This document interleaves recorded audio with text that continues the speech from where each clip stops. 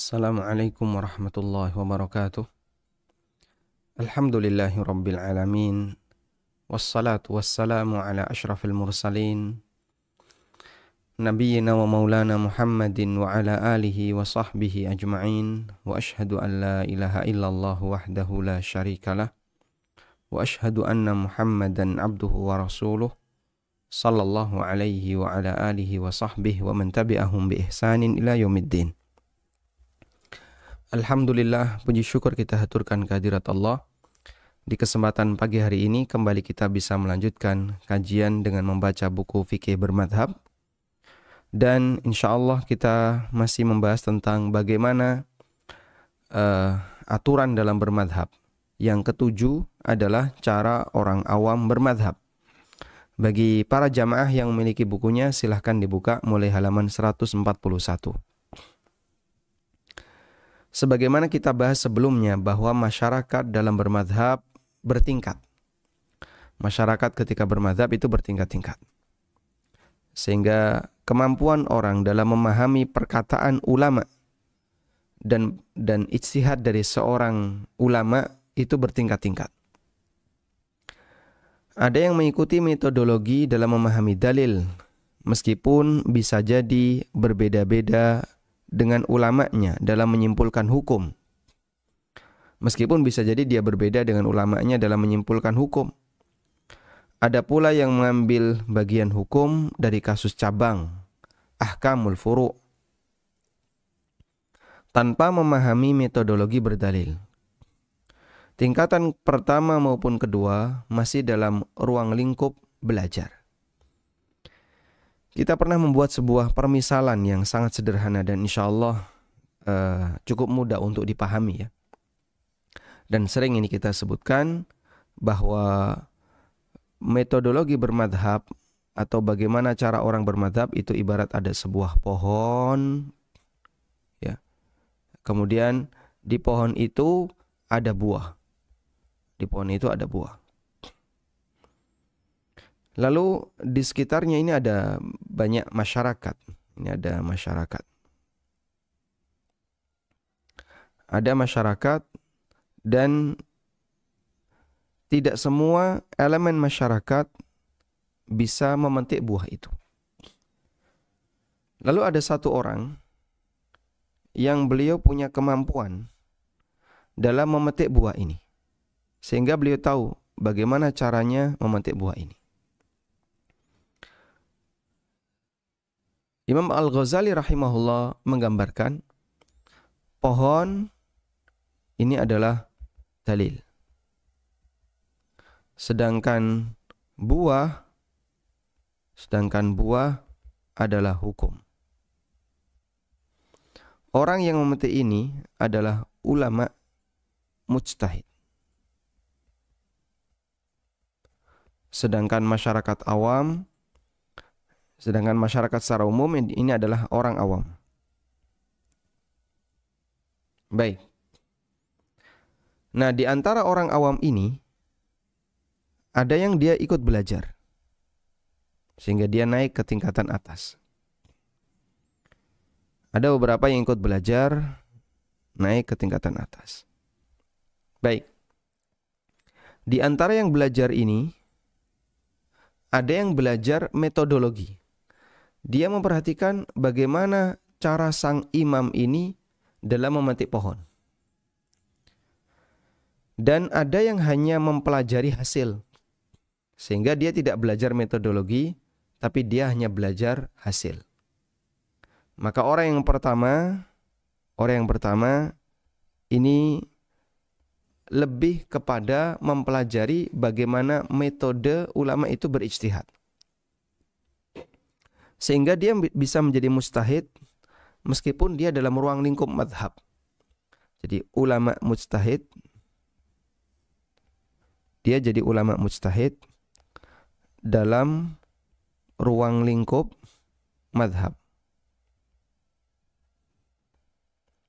Kita menjumpai cukup banyak hal semacam ini seperti Imam An-Nawawi, Ar-Rafi'i, dan para ulama yang lainnya yang termasuk Al-Hafidh Ibnu Hajar Al-Asqalani, kemudian Syekhul Islam Ibnu Taimiyah, Ibnu Qayyim, dan para ulama setelahnya, dan para ulama yang lainnya, yang mereka lebih banyak mempelajari metodologi dalam mengambil dalil. Meskipun dia dalam ruang lingkup mazhab tertentu, dalam arti mereka belajar dari mazhab tertentu. Ada juga jenis yang kedua, ulama jenis yang kedua, yang dia hanya mempelajari dalil, yang dia hanya mempelajari hasil. Sehingga yang dia pelajari adalah apa yang dihasilkan oleh ulama mujtahid ini. Dia mempelajari hukum A, hukum B, hukum C. Dan terkadang dia juga mempelajari alasannya kenapa hukum A, hukum B, hukum C ini ada. Maka dia lebih banyak menghafal untuk membuat kesimpulan dari fatwa-fatwa yang disampaikan oleh ulama mujtahid. Maka orang jenis yang kedua, dia ulama atau dia orang yang belajar. Orang yang belajar dalam lingkup madhab. Orang yang belajar dalam lingkup madhab. Baik, orang yang pertama maupun yang kedua ini masih dalam kerangka orang yang mau belajar. Sedangkan masyarakat awam yang ada di bawahnya, karena mereka tidak belajar, maka mereka hanya mengandalkan ceramah umum atau khutbah Jumat yang dia dengar, sehingga tidak mempelajari jalur khusus mazhab tertentu. Baik. Maka di sini saya sebutkan tingkatan pertama maupun kedua masih dalam ruang lingkup belajar. Artinya keterangan tentang tingkatan mazhab, tentang tingkatan bermadzhab tersebut tidak berlaku bagi orang yang tidak mau belajar. Sehingga ada bermadzhab itu bertingkat, ada tingkat 1, tingkat 2, itu berlaku bagi orang yang mau belajar dan tidak berlaku bagi yang tidak mau belajar. Ibnu Qayyim rahimahullah mengatakan, annal qaila annahu syafi'iyyun au malikiyyun au hanafiyyun yaz'umu annahu muttabi'un lidzalika al-imama salikun tariqahu. Orang yang mengatakan dirinya Syafi'i, dirinya Maliki atau Hanafi, dia merasa bahwasanya dia mengikuti imam dalam masalah tersebut dan mengikuti tariq, metode, jalan yang ditempuh oleh sang imam. Lalu kata beliau, wa hadza innama yasihhu lahu idza salaka sabilahu fil ilmi wal ma'rifah.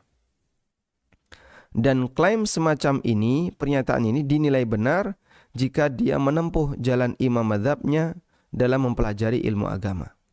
Jika dia menempuh jalan imam mazhabnya dalam masalah ilmu agama. Sehingga kalau dia nggak belajar, bagaimana bisa disebut Syafi'i? Dia nggak belajar Syafi'i.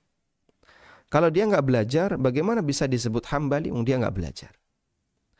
Maka kata kunci dalam bermadzhab adalah dia belajar.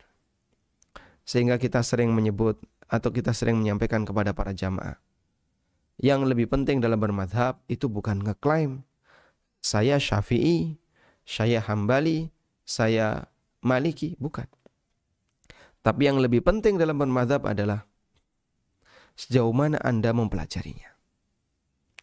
Karena ruang lingkup disebut sebagai orang bermadzhab itu hanya berlaku bagi mereka yang masih memiliki kegiatan belajar.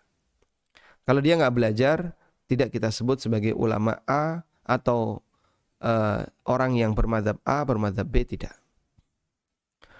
Kondisi ini berbeda dengan orang awam yang mereka tidak intensif dalam belajar agama. Selain hanya kajian umum atau kajian tematik, atau hanya mengandalkan khutbah Jumat, itu pun kadang ditinggal tidur. Sebagian ulama menegaskan bahwa orang awam tidak bisa bermadzhab karena mereka tidak belajar secara linier dari para ulama mazhab, baik terkait metodenya maupun masalah furu', masalah cabang, yang dia tahu hanya fatwa dari gurunya. Gurunya ngomong apa, dia ikuti. Gurunya menyampaikan apa, dia ikuti. Sehingga dia tidak bisa mengenal ya, apa yang ada dalam mazhab Syafi'i. Dia tidak mengetahui apa yang ada dalam mazhab Maliki dan seterusnya. Ibnu Qayyim menjelaskan, la yasihhu lil 'ami madhhabun. Tidak sah adanya madhab bagi orang awam. Walau tamadhhaba bihi fal 'ami la madhhaba lahu. Jika dia bermadhab, maka hakikatnya orang awam itu tidak memiliki madhab. Li'anna al-madhhaba innama yakunu liman lahu naw'u nadharin wastidlal.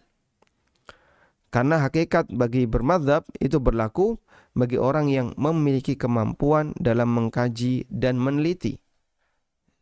Dia punya kemampuan untuk mempelajarinya. Wa yakunu basiran bil madhab ala hasabihi. Sehingga dia memiliki pengetahuan tentang madhab. Dia memiliki pengetahuan bil madhahib, tentang berbagai macam madhab, ala hasabihi, sesuai dengan tingkatannya. Au liman qara'a kitaban fi furu'i dzalika al-madhhab, atau dia membaca ya, kitab yang menyebutkan tentang perkara furu', perkara cabang dalam madhab tersebut, dan dia mengetahui fatwa-fatwa dari imamnya dan pendapat-pendapat imamnya, sehingga dia tahu pendapat Syafi'i itu apa, dia tahu karena dia belajar. Dia membaca bukunya Imam Syafi'i. Baru yang seperti ini bisa disebut bermadhab. Tapi jika hanya sebatas mengikuti fatwa dari gurunya, maka ini tidak bisa disebut sebagai orang yang bermadhab. Baik, keterangan yang semisal juga disampaikan oleh An-Nawawi rahimahullah. Beliau menyebutkan walladzi yaqtadihi ad-dalil annahu ay al-ami la yalzamuhu at-tamadhhubu bimadhhabin, sesuai dengan makna dalil bahwa orang awam tidak harus bermadhab dengan madhab tertentu, bal yastafti man sya'a man ittufiqa, namun dia bertanya kepada ulama yang dia pilih yang disepakati kemampuannya. Lakin min ghairi talaqqutin lirrukhas. Kendati demikian, dia tidak boleh secara sengaja untuk memilih pendapat atau mencari-cari pendapat yang ringan. Sehingga dari perkataan Imam An-Nawawi di sini, beliau menegaskan orang awam tidak punya kewajiban bermadhab karena mereka tidak belajar. Kalaupun ikut kajian, hanya sifatnya kajian umum, kajian peringatan yang kira-kira rame-rame, itu baru dia datang. Dan itu pun kadang hanya sekilas saja, nggak serius ya. Maka bagaimana mungkin orang semacam ini bisa disebut bermadhab? Sudah? Sehingga yang diizinkan bagi orang awam adalah silahkan bertanya kepada ulama siapapun yang kamu inginkan, namun dengan ketentuan tidak boleh secara sengaja mencari rukhsah. Tidak boleh secara sengaja cari-cari rukhsah. Ini merupakan pendapat umumnya ulama Syafi'iyah dan salah satu pendapat dalam mazhab Hambali. Pendapat As-Suyuti, Ad-Dahlawi, kemudian pendapat Saleh Al-Fullani, pendapat Ibnu Abidin, kemudian juga Dr. Wahbah Az-Zuhaili, dan beberapa ulama kontemporer yang lainnya. Ini kesimpulan yang kami dapatkan dari disertasi yang berjudul At-Tamadhub, tentang bermadhab. Disebabkan oleh keterbatasan masyarakat awam dalam belajar agama, mereka tidak disebut bermadhab.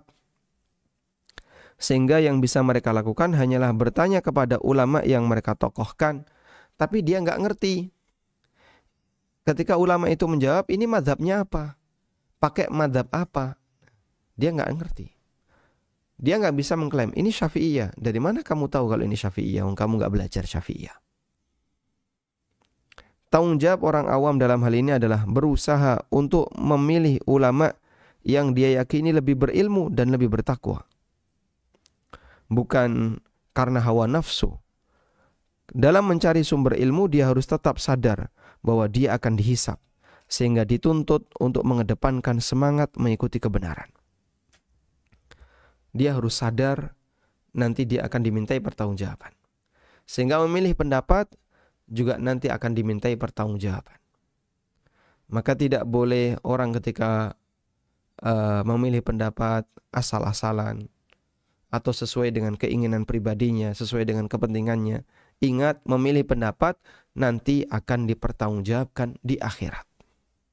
Sehingga tidak bisa asal-asalan, tidak bisa ngawur, namun harus diiringi dengan tanggung jawab, nanti saya akan ditanya di akhirat. Prinsip itu yang penting untuk dijalani oleh orang awam. Dan Masya Allah ya, kita diberi hidayah oleh Allah Ta'ala untuk masuk Islam. Ini adalah dairatul Islam. Ini adalah ruang lingkup Islam. Orang masuk ke dalam agama Islam. Dia masuk ke dalam agama Islam misalnya melalui pintu ini. Ketika dia masuk ke dalam agama Islam, maka dia akan banyak menjumpai aneka hal di dalam sini. Yang di sini ada yang berwarna kuning. Ada yang berwarna kuning. Inilah kebenaran-kebenaran yang ada di dalamnya. Dan ada yang berwarna merah. Ada yang berwarna merah. Beberapa poin kebatilan yang ada di dalamnya. Saya lambangkan kuning dengan merah. Baik. Lalu ketika orang itu masuk Islam,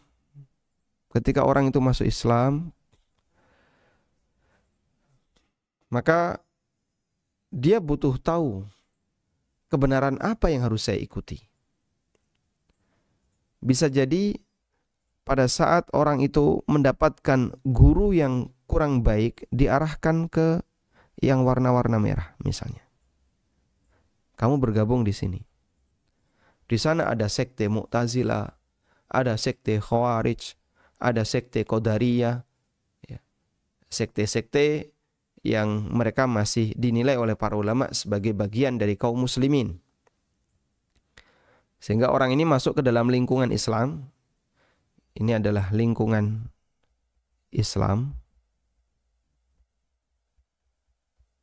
Pada waktu dia masuk ke dalam lingkungan Islam, di situ ada banyak sekte. Ada kebenaran, ada kebatilan. Kata Ayyub As-Sikhtiyani rahimahullahu ta'ala, seorang ulama tabi'in. Inna min minnatillahi ta'ala ala abdihi. Sesungguhnya bagian dari nikmat besar yang Allah berikan kepada hambanya. Ba'da an hadahullahu lil Islam.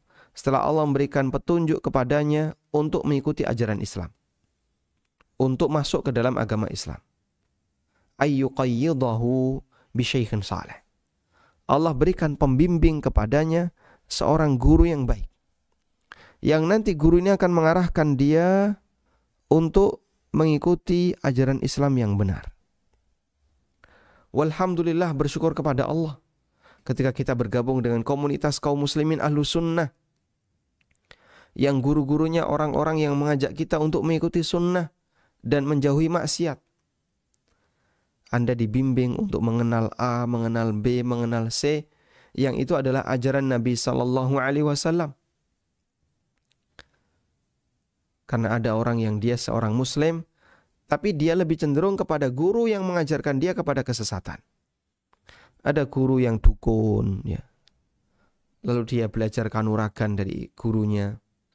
Ada guru yang dia misalnya mengajarkan muridnya kebatilan dengan aneka akidah yang menyimpang. Ada guru yang mengajarkan muridnya untuk berbuat maksiat. Waliyadzubillah, dan itu terjadi pada mereka yang masuk dalam lingkungan ajaran Islam. Lingkungan kaum muslimin.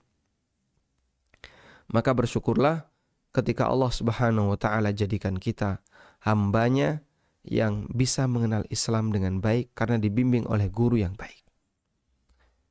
Ini yang Allah ingatkan dalam Al-Qur'an. Wa may ya'shu an dzikrir rahman nuqayyid lahu syaitanan fahuwa lahu qarin. Barang siapa yang berpaling dari zikrur rahman, wa may ya'shu an dzikrir rahman, ada di surat Az-Zukhruf ayat 36. Siapa yang berpaling dari zikrur rahman, dan yang dimaksud dengan zikrur rahman adalah peringatan yang diturunkan oleh Ar-Rahman, oleh Allah Ta'ala. Nuqayyid lahu syaitanan, maka kami pasangkan dia dengan setan. Fahuwa lahu qarin, sehingga setan ini menjadi teman dekatnya. Wa innahum la yasuddunahum 'anis sabil. Lalu setan ini menghalangi mereka untuk menuju jalan yang lurus. Wa yahsabuna annahum muhtadun, dan dia menyangka, dia mengira kalau dia dalam posisi mendapatkan hidayah. Dia berada dalam lingkungan Islam, tapi dia punya guru yang menyimpang, ratau gelem ngaji orang ini ya. Enggak gubris dengan Islam, tapi dia punya kecenderungan terhadap guru tertentu. Sayangnya guru ini mengarahkan dia kepada kesesatan. Waliyadzubillah. Maka kalau orang itu berpaling dari peringatan Ar-Rahman, ini menjadi salah satu sebab dia itu semakin menyimpang karena dipasangkan dengan setan. Wallahu a'lam. Walhamdulillahirabbil alamin. Kita sudah menyelesaikan tentang bab atau poin bagaimana cara orang awam dalam bermadzhab. Berikutnya kita akan membaca yang ke-8. Yang ke-8 adalah tentang apa hukum menggabungkan aneka madhab yang diistilahkan oleh para ulama dengan talfiqul madzahib. Apa hukum talfiqul madzahib? Coba kita lihat definisi dari istilah ini. Tambahan satu istilah baru barangkali bagi sebagian jamaah. Ada yang disebut dengan talfiqul madzahib. Baik, hafalkan apa itu talfiq. Talfiq berasal dari kata laffaqa yulaffiqu, yang artinya menggabungkan objek yang terpisah dengan ikatan tertentu. Menggabungkan objek yang terpisah dengan ikatan tertentu. Menggabungkan beberapa madhab dalam satu amal tertentu diistilahkan oleh para ulama dengan sebutan talfiqul madzahib. Ya, sehingga misalnya orang punya HP, ya. Lalu dia punya e-tol. Dia punya e-tol, dia punya e-money, taruh di HP ini, dikasih lakban. Ya. Ditaruh di HP, dikasih lakban. Sudah? Kegiatan ini namanya talfiq. Dua benda yang dijadikan satu dengan cara diikat. Kegiatan ini namanya talfiq. Nah, kaitannya dengan makna bahasa ini, talfiqul madzahib artinya adalah menggabungkan beberapa pendapat dari aneka mazhab menjadi satu dalam satu amal tertentu. Gabungkannya gimana? Digabungkan dalam satu amal tertentu. Namanya talfiq al-madzahib. Artinya talfiq itu bukan seperti ini ya. Dia sholat mazhab Syafi'i, tapi puasanya mazhab Maliki. Haji dan umrohnya mazhab Hambali. Bukan demikian. Satu amal tertentu, sholat saja. Di situ dia menggabungkan banyak mazhab. Ya. Misalnya terkait masalah syarat sah sholat, dia nanti menggabungkan beberapa mazhab. Sehingga satu ikatan amal itu di situ berisi banyak mazhab yang digabungkan. Model seperti ini disebut dengan talfiqul madzahib. Dalam ensiklopedia fikih dinyatakan, al-muradu bit talfiq bainal madzahibi akhdhu sihhatil fi'li min madhhabaini ma'an ba'dal hukmi bi butlanihi ala kulli wahidin minhuma bimufradihi. Yang dimaksud dengan talfik adalah mengambil ruang hukum sahnya sebuah perbuatan.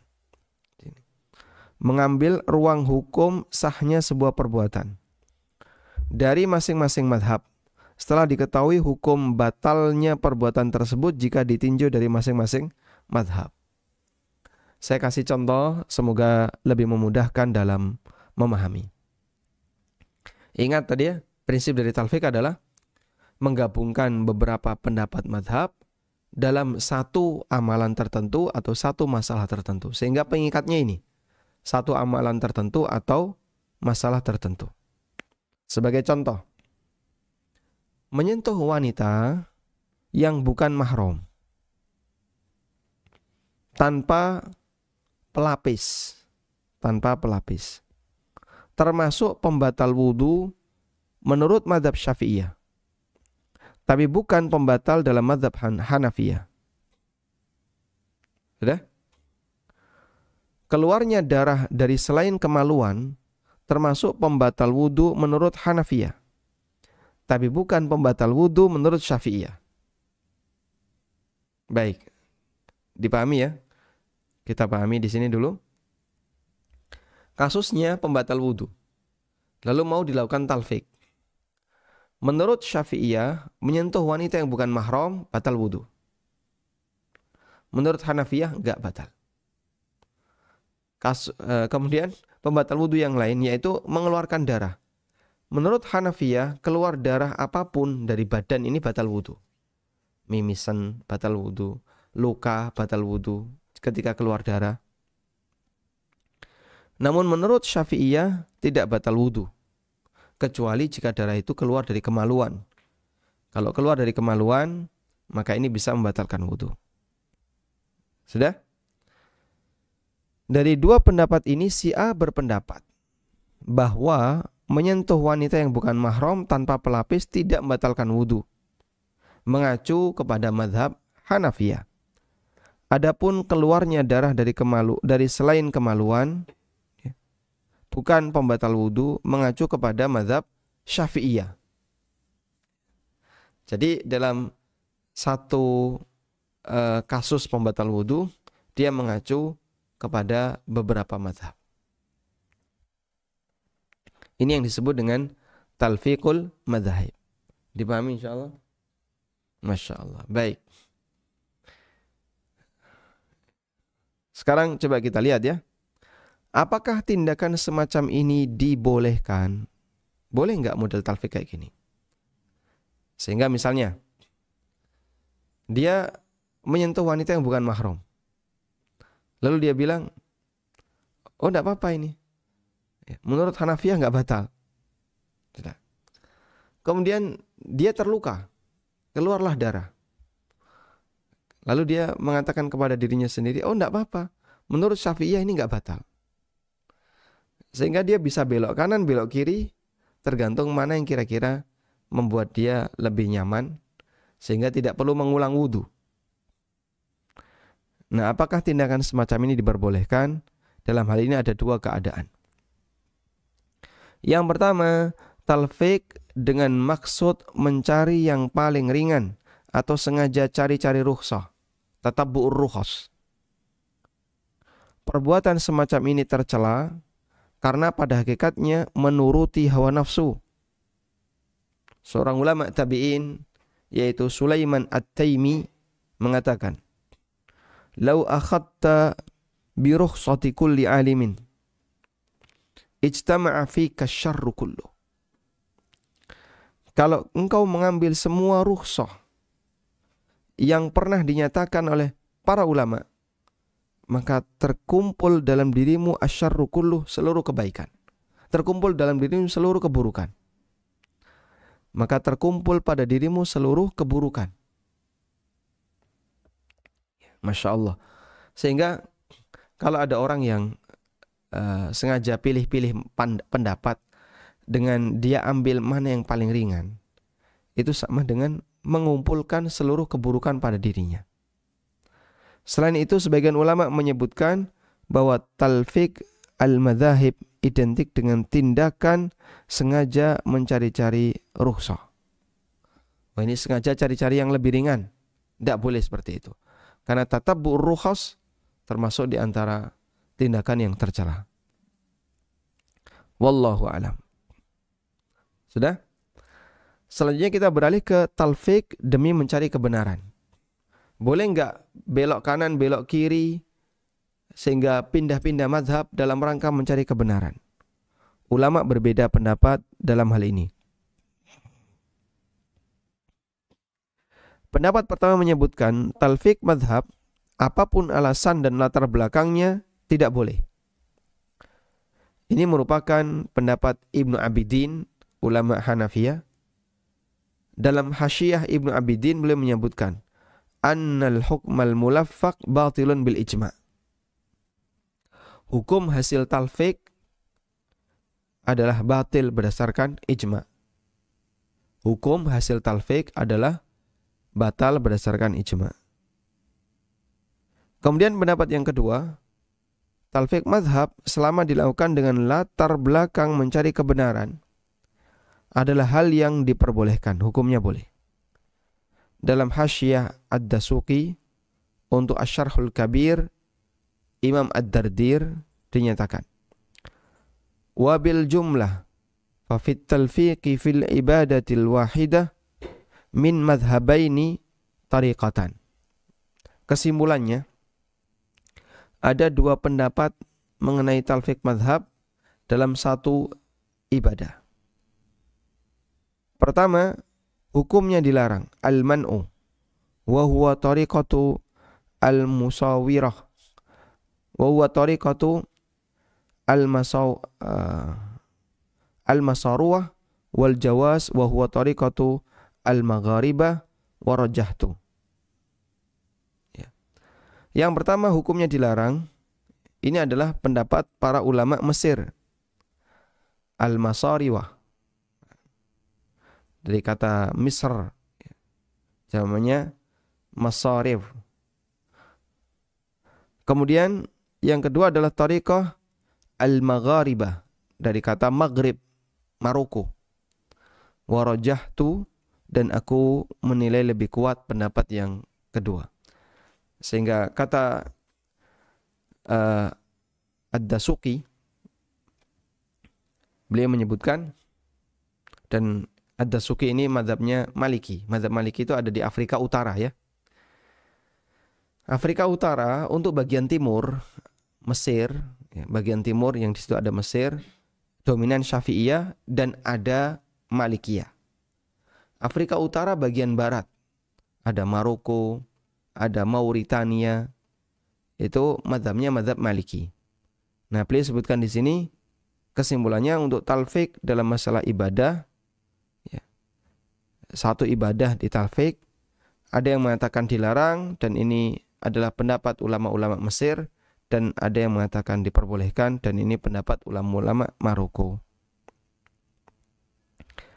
Pendapat kedua tersebut insya Allah lebih mendekati kebenaran karena pendapat mazhab tertentu dalam satu kegiatan ibadah tertentu tidak dijamin semuanya sesuai sunnah.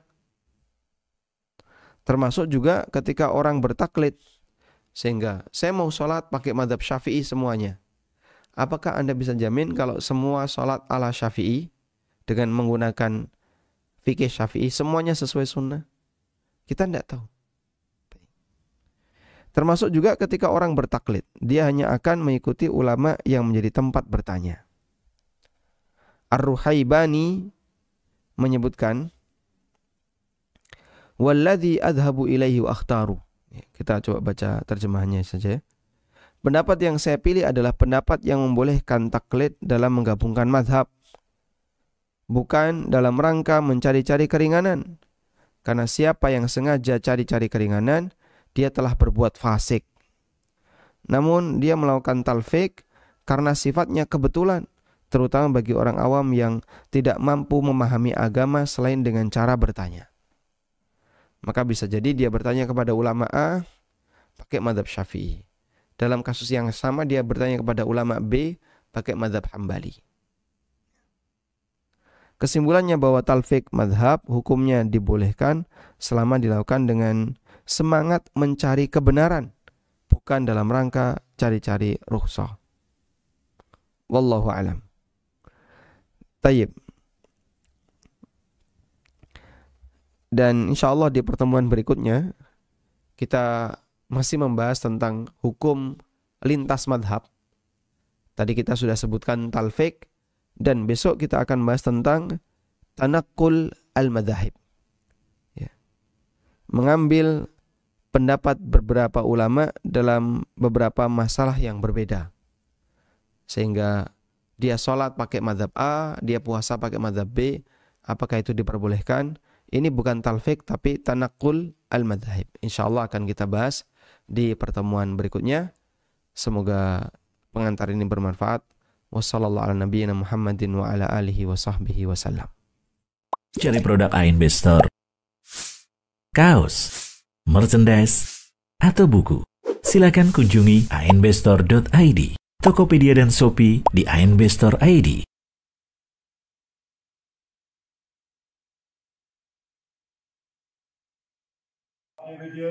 Dengan semakin berkembangnya dakwah yang disampaikan melalui ANB Channel yang diisi oleh Ustadz Aminur Baik, Ustadz Wira Mandiri, Ustadz Ristian Ragil, Ustadz Amir As-Soronji, Ustadz Musa Jundana, Ustadz Muhammad Abu Rifai, dan para asatidzah Jogja lainnya, serta untuk meningkatkan pelayanan kepada kaum muslimin melalui Yayasan Amal Abadi Indonesia yang mengelola lembaga Indonesia Bersih Riba, tim perawat jenazah Al-Baki, konsultasi zakat dan waris. Insya Allah akan dibangun kantor dan studio ANB Channel yang representatif serta kantor Yayasan Amal Abadi Indonesia. Mari dukung dengan menginfakkan sebagian harta kita melalui Bank Syariah Indonesia atas nama Yayasan Amal Abadi Indonesia dengan nomor rekening 7441998877. Jazakumullah khairan wa barakallahu fikum.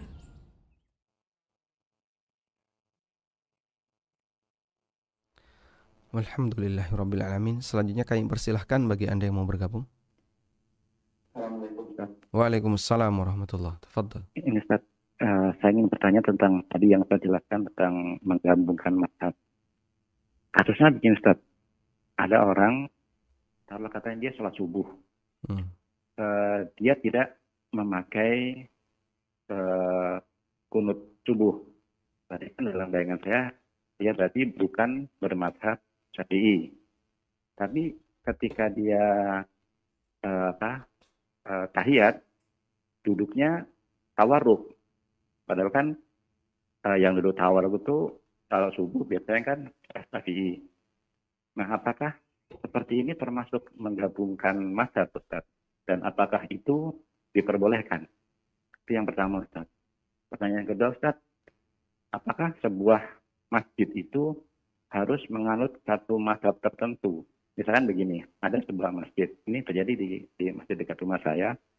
Jadi masjid itu dia mengatur kalau hari Senin sholat subuhnya pakai kunut, kalau hari Selasa nggak pakai kunut, begitu berlangsung terus. Nah, apakah sebuah masjid itu harus ditentukan, misalkan masjid ini menganut mazhab Syafi'i sehingga harus pakai kunut terus kalau subuh, sehingga siapapun yang jadi imam harus pakai kunut, walaupun dia sehari-harinya nggak pakai kunut, tapi kalau jadi imam di situ harus pakai kunut. Apakah harus seperti itu Ustaz? Apakah dibebaskan saja terserah? Jadi orang yang kalau memang nggak pakai kunut jadi imam nggak pakai kunut, kalau pakai kunut ya pakai kunut. Terus ada apa ya Ustaz? Apakah sebuah masjid itu harus menentukan bahwa ini pakai Syafi'i, jadi sehingga subuhnya harus pakai kunut semua? Ataukah dibebaskan terserah imamnya saja? Itu saja pertanyaan saya Ustaz. Terima kasih Ustaz. Assalamualaikum warahmatullahi wabarakatuh. Waalaikumsalam warahmatullahi wabarakatuh. Baik. Untuk kejadian seperti yang tadi Bapak sebutkan ya, bahwa dia sholat nggak pakai kunut, yang itu lebih cenderung pada madhab Syafi'iyah dan Malikiyah. Atau dia sholat pakai kunut, nggak pakai kunut ya, berarti Hambali dan Hanafi. Sementara ketika duduk tahiyat akhir, dia duduk tawarruk, dan itu lebih dekat kepada mazhab Syafi'iyah. Apakah semacam ini diperbolehkan? Ini yang disebut dengan tanakul al-madzahib. Ini yang disebut dengan tanakul al-madzahib, yaitu mengambil pendapat beberapa ulama dalam beberapa masalah yang berbeda. Ya, meskipun itu dalam satu amalan sholat, tapi kan yang satu di posisi i'tidal, yang satu di posisi tata cara duduk tasyahud akhir. Dan itu masalah yang berbeda. Ini disebut dengan tanakul al-madzahib. InsyaAllah besok akan kita pelajari apa itu tanakul al-madzahib. Kemudian yang kedua, terkait imam yang diwajibkan untuk kunut padahal dia nggak kunut, dan diwajibkan tidak kunut padahal dia punya keyakinan harus kunut berdasarkan hari tertentu, ya, seperti yang tadi Bapak sampaikan. Kalau Senin kunut, Selasa tidak, kemudian Rabu kunut, Kamis tidak, dibuat selang-seling gantian, 2 hari sekali kunut, 2 hari sekali tidak kunut. Terlepas dari imamnya siapapun imamnya, selama dia sholat di hari Senin, sholat subuh, wajib kunut. Kalau dia sholat di hari Selasa, maka dia nggak boleh kunut, meskipun imamnya punya keyakinan kunut subuh. Baik, bolehkah semacam ini? Yang saya pahami, ini termasuk bentuk memaksakan madhab kepada orang lain. Dan itu tidak diizinkan dalam syariat kita. Sehingga pemaksaan tidak boleh untuk madhab. Karena itu, masing-masing imam, dia punya kebebasan, independen. Apakah dia mau kunut ataukah dia nggak kunut, dan tidak boleh ditetapkan berdasarkan hari. Karena itu misalnya di hari Senin yang seharusnya kunut, imamnya orang yang nggak kunut, maka kita hargai imam, dia nggak kunut nggak masalah. Atau di hari yang lain, imamnya seharusnya kunut, tapi dia bertepatan dengan hari yang tidak kunut sehingga dia nggak mau kunut, ya nggak boleh kayak gini. Ini termasuk di antara bentuk pemaksaan terhadap madhab. Dan insya Allah nanti akan ada pembahasan dilarang memaksakan madhab kepada orang lain. Karena kita tidak berhak ini di pembahasan yang ke-9, larangan memaksakan madhab kepada orang lain. Insya Allah kita akan bahas di pertemuan berikutnya. Dan ini menjelaskan tentang bahwa orang yang memaksakan madhab kepada orang lain, dia melanggar hak asasi manusia. Orang ini punya hak untuk mengikuti madhabnya. Kenapa kau paksakan madhabmu kepadanya? Tidak bisa seperti itu. Wallahu a'lam. Baik, silakan. Assalamualaikum warahmatullahi wabarakatuh, Ustaz. Waalaikumsalam warahmatullahi wabarakatuh. Ustaz, buat anak yang masih belajar sunnah, apakah mazhab yang paling dekat dengan sunnah ya Ustaz? Jazakallahu khairan. Kalau ditanya apakah mazhab yang paling dekat dengan sunnah, ini perlu penelitian yang panjang dan serius terkait aqwalul madzahib, pendapat-pendapat masing-masing mazhab. Dan terus terang saya tidak punya kemampuan seperti itu. Pengalaman kita belajar dalam masalah agama masih sangat balita, bahkan di bawah usia balita. Kita ini orang yang belajarnya masih sangat pas-pasan, sehingga banyak sekali hal yang tidak kita ketahui. Karena itu kalau diminta untuk menilai mazhab mana yang lebih sesuai sunnah, maka itu perlu membandingkan antara satu mazhab dengan mazhab yang lain. Wallahu a'lam. Assalamualaikum warahmatullahi wabarakatuh. Waalaikumsalam warahmatullahi wabarakatuh. Apakah istilah masalah atau amalan tertentu sesuai sumber pendalilan, yaitu dalil, ataukah istilah masalah mengacu pada kitab fikih? Karena ada urutan kitab, bab, dan masalahnya ya Ustaz. Jazakallahu khairan. Apakah istilah masalah mengacu kepada sumber pendalilan ataukah mengacu pada kitab fikih? Mengacu kepada kitab fikih. Maksudnya gimana? Urutan kitab, bab, dan baik. masalah. Jadi kalau yang beliau maksud, yang dimaksud oleh penanya adalah tentang sistematika buku yang ditulis oleh para ulama. Buku yang ditulis oleh para ulama biasanya sistematikanya ya, kitab, di bawah kitab ada bab, di bawah bab ada fasal, di bawah fasal nanti ada masalah.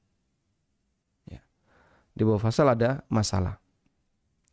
Kitab itu judul, bab itu subbab. Karena orang Arab menyebut judul dengan kitab. Maka dalam Sahih Bukhari ada Kitabul Iman, maksudnya adalah bab tentang iman. Bab tentang iman. Sehingga ketika urutannya kitab lalu bab, berarti kitab ini judul, ya.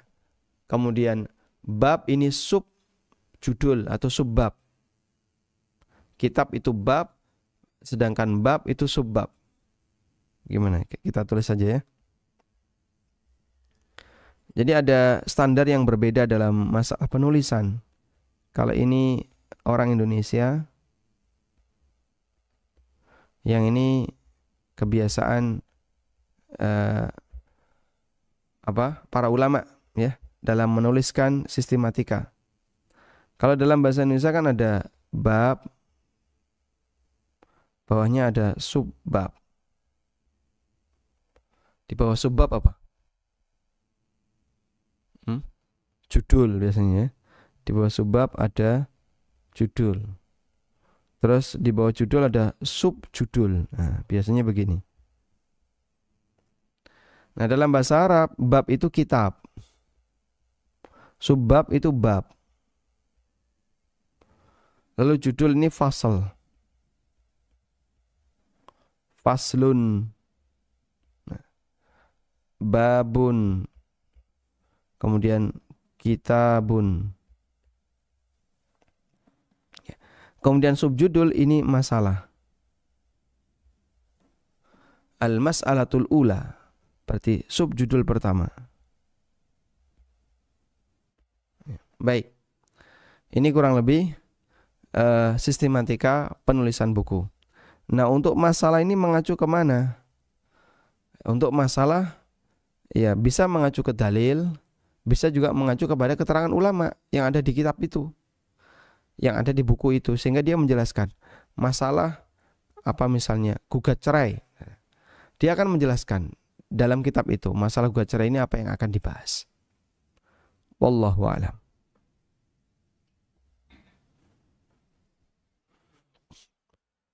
Baik, cukup. Ada yang baik, silahkan. Halo, Assalamualaikum warahmatullahi wabarakatuh. Waalaikumsalam warahmatullahi wabarakatuh. Semoga Ustaz, keluarga, tim ANB dan seluruh kaum muslimin wal muslimat selalu dalam lindungan Allah Subhanahu wa taala. Amin. Barakallahu fikum. Apa Ustaz juga tema? Ini apa masalah zakat mal, zakat mal. Kan haulnya di bulan Rabiul Awal. Haulnya di bulan Rabiul Awal. Terus ada kakak mau dapat rumah itu loh, Ustaz, beda rumah kayak gitu. Bulan depan lah, bulan Juli. Dan dia minta bantuan gitu. Misalkan kayak zakat malnya dikasih ke beliau gitu. Kira-kira sah nggak zakatnya itu? Beliau termasuk orang miskin atau bukan? Miskin, sangat miskin emang, karena emang nggak punya suami dan emang ya termasuk fakir benar. Baik, ini zakat mal dari saudara ya. Yang kedua, boleh nggak? Silakan. Ini kan qadarullah, anak itu tadinya kuliah di itu ya swasta dan kebetulan memang Katolik gitu. Gimana? Karena kita dulu belum belajar. Ya, anak-anak tadinya kan anak perempuan itu kuliah di perguruan tinggi swasta dan non muslim gitu, maksudnya Katolik gitu kan. Non muslim? Iya, maksudnya ijazahnya sekolahan ini loh kan Katolik. Kampusnya kampus non muslim. Iya. Iya. Dan itu kan ijazahnya udah saliknya ya Ustaz. Iya. Lah itu gimana Ustaz, kan di rumah ada salib, apa termasuk yang rumah nggak dimasukin malaikat?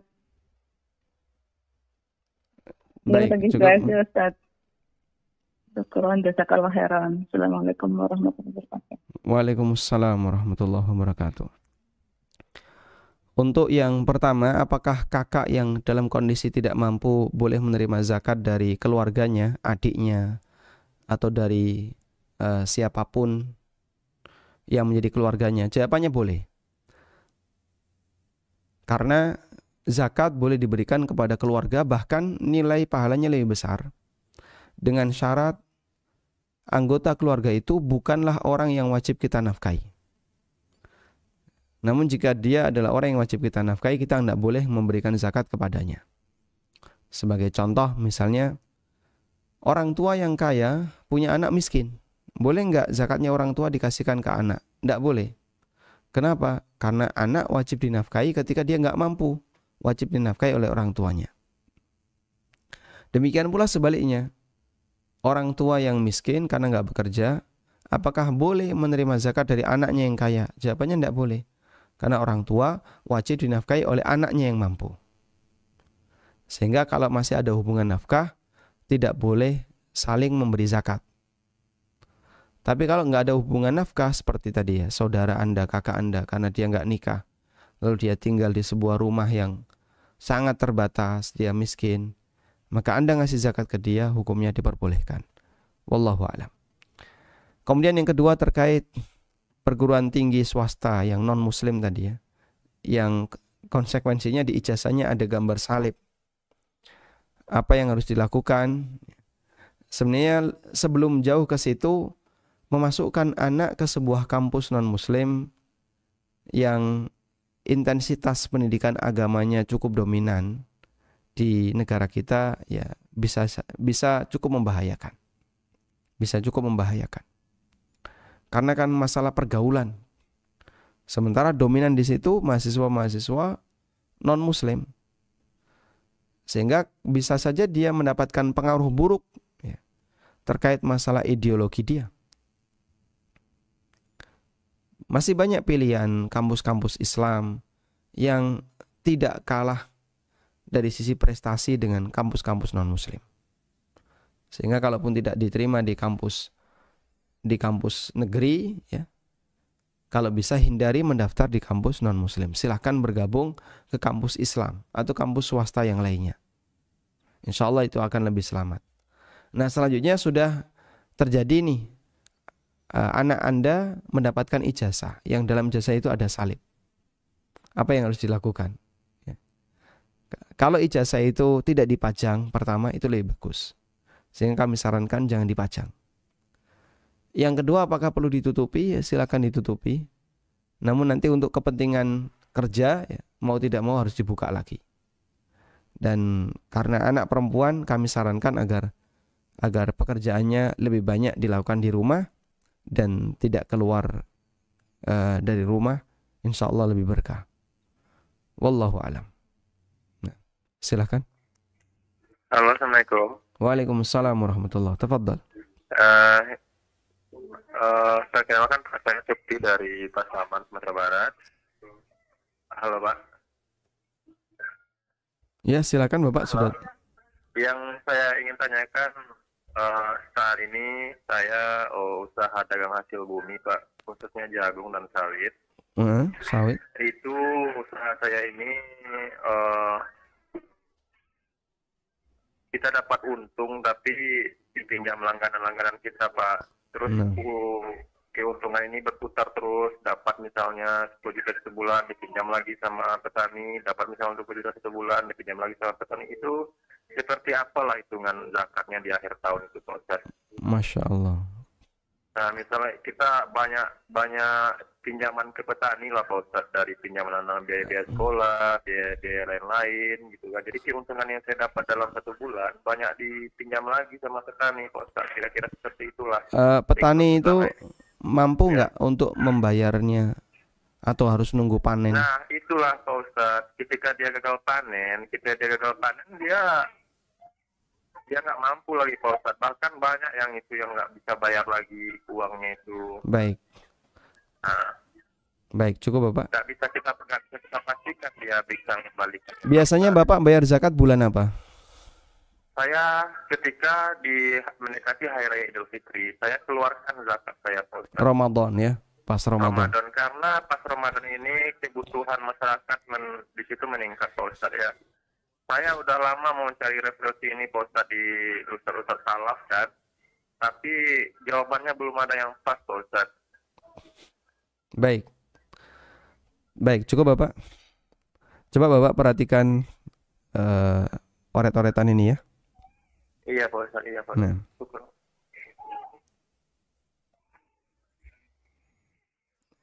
Saya tidak membahas, bisa ditutup teleponnya, silakan ditutup ya.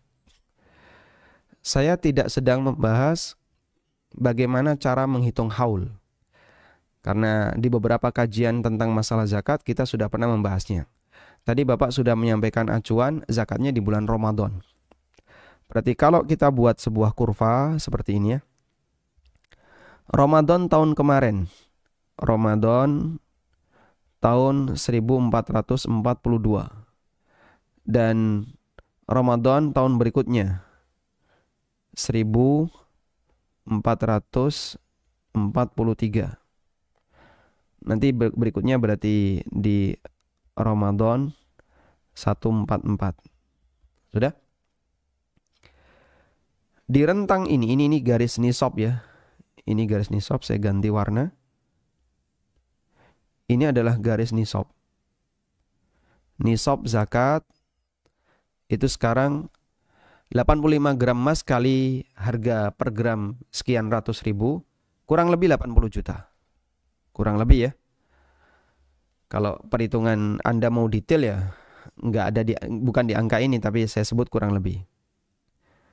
Perjalanan uang Anda di Ramadan sebelumnya sampai Ramadan tahun 43, anggaplah misalnya seperti ini, terjadi fluktuatif.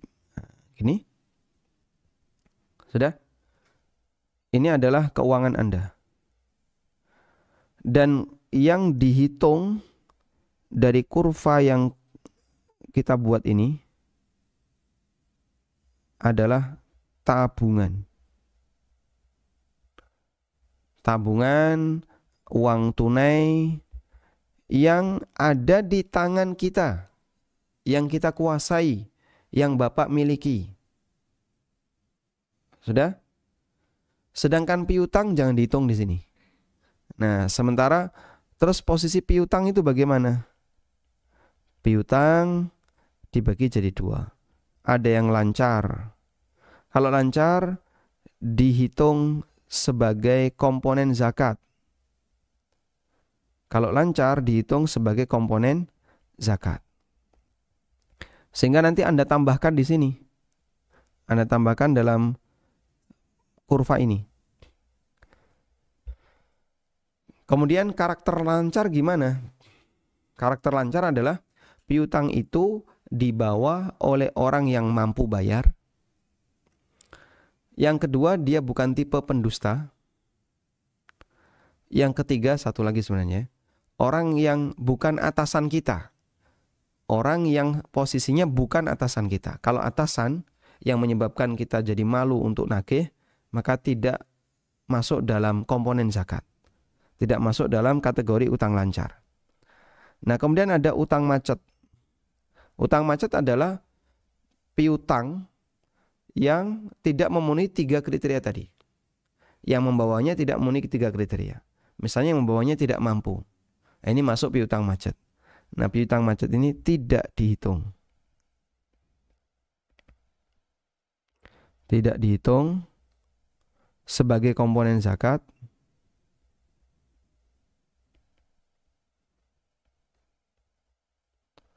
Namun dia dihitung ya. Tapi dia dihitung jika dihitung ketika kapan? Jika sudah dikembalikan. Sehingga dia tidak dihitung sebagai komponen zakat, tapi dia dihitung ketika dikembalikan. Dipahami ya? Sehingga kalau petani itu nggak kembalikan utangnya kepada Bapak, bisa jadi karena dia gagal panen atau karena dia sudah nggak mampu sama sekali, ya sudah nggak usah dihitung zakatnya. Dan bisa jadi harta itu hilang dari Bapak. Namun ketika dia mengembalikan, nah saat Bapak menerima, itu baru dizakati.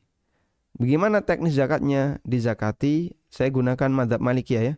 Dizakati sekali saat menerima. Sehingga misalnya Bapak menerima bulan ini 10 juta. Dan ini piutang sudah lebih dari setahun. Maka begitu menerima, langsung dizakati 2,5%. Meskipun nilainya kecil, loh kok jumlah 10 juta sudah dizakati. Karena kan Bapak punya tabungan yang nilainya di atas nisab, sehingga ini sebenarnya kalau tidak diutang oleh orang lain masuk dalam tabungan Bapak. Tapi berhubung dia ada di tangan orang lain sehingga Anda mendapatkannya telat, karena itu zakatnya dibayar saat Anda menerima. Wallahu alam, semoga bisa dipahami dengan baik. Demikian yang bisa kita sampaikan. Semoga kajian ini bermanfaat. Wassallallahu ala nabiyyina Muhammadin wa ala alihi wa sahbihi wasallam. Wa akhiru da'wana anil hamdulillahi rabbil alamin. Wassalamualaikum warahmatullahi wabarakatuh.